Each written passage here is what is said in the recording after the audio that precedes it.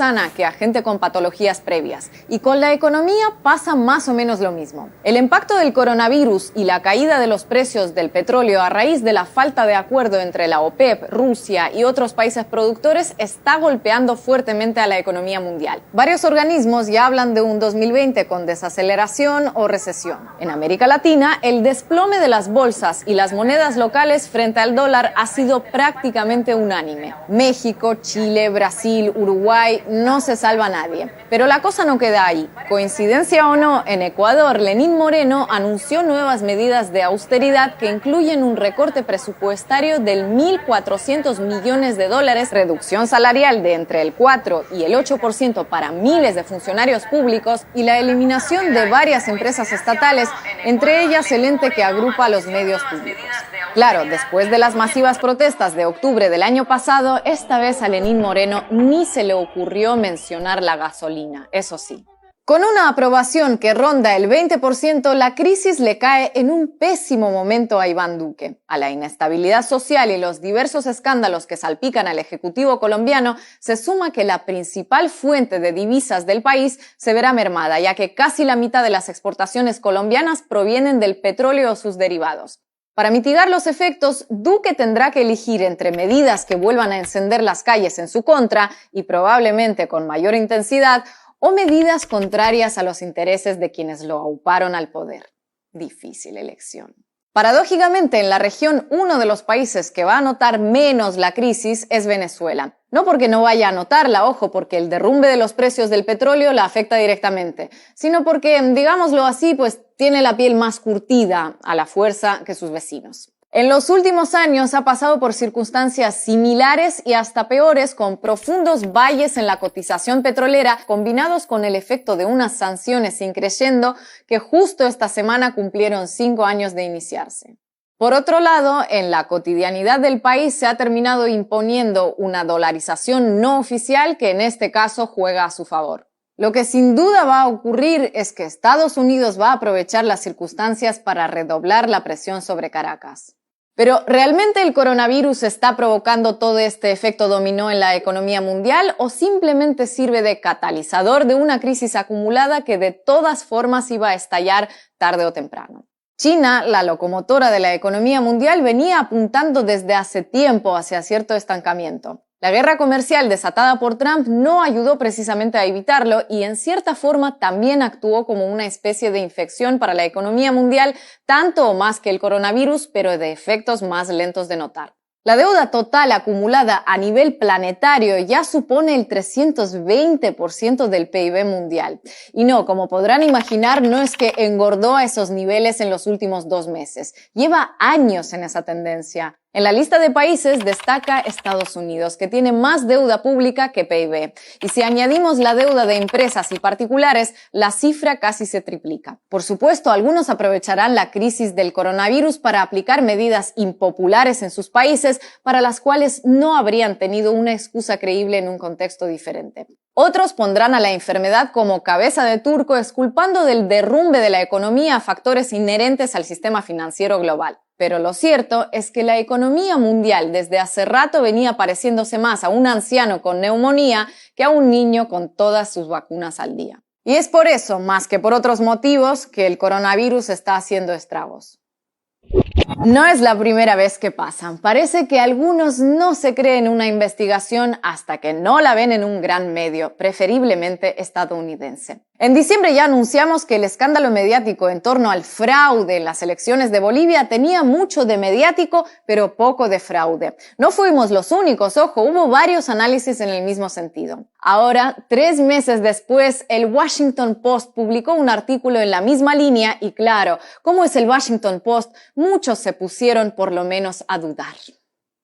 Aquí estamos frente a esta pared blanca transmitiendo en directo para Ahí Les Va.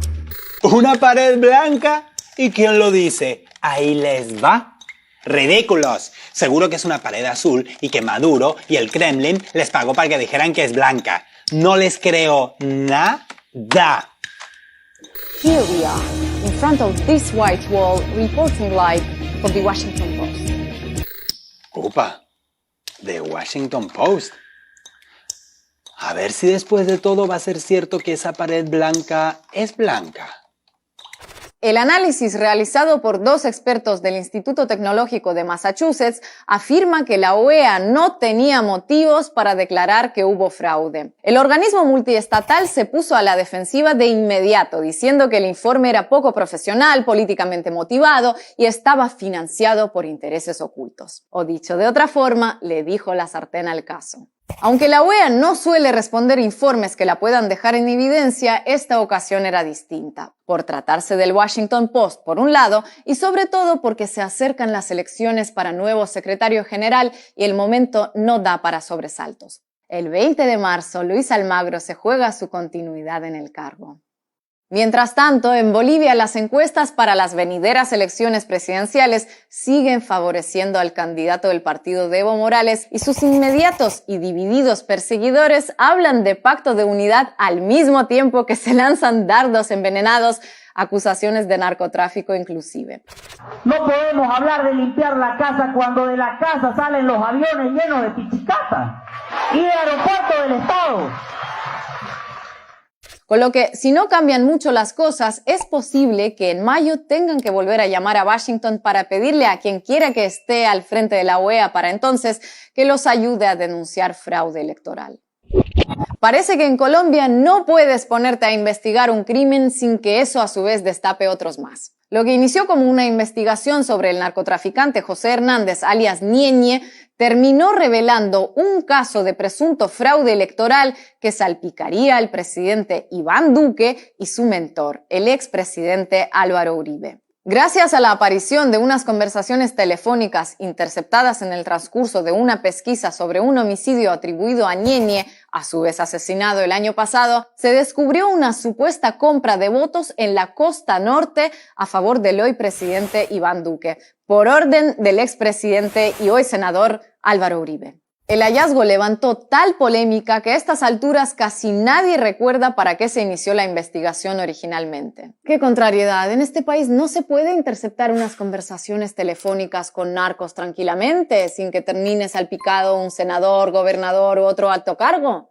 Por supuesto, los señalados se apresuraron a negarlo todo, argumentando que si hubo delito, ellos no estaban al tanto y además al sujeto apenas sí lo conocían de pasadita en tal caso. Pero cuanto más se afanaban en negar cualquier vinculación de ningún tipo, surgían más y más revelaciones incómodas. Como una auténtica colección de imágenes del difunto narco junto a Iván Duque, Álvaro Uribe y otras tantas personalidades políticas en tantos momentos y circunstancias que no permitía recurrir a la ya legendaria excusa de Guaidó con los rastrojos. ¡Ay, es que la gente me pide tantas fotos! Además de en fiestas y eventos no multitudinarios junto al presidente, Ñeñe estuvo presente en su toma de posesión como primer mandatario en 2018. Y no se crean que perdido entre la muchedumbre, no, estaba ubicado en una fila de asientos privilegiados, más cerca del estrado que los propios magistrados del Supremo. Tan madrugador el Ñeñe, claro que sí.